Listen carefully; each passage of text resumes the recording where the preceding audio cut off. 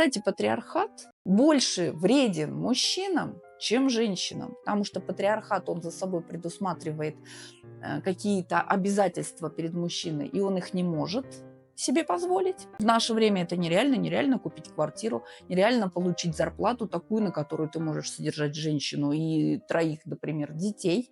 Но это возлагается на мужчину. И если вдруг в этом контексте женщина больше него зарабатывает, у нее собственное жилье, мужчину же могут и оскорбить тем, что он, например, ушел жить в квартиру к женщине.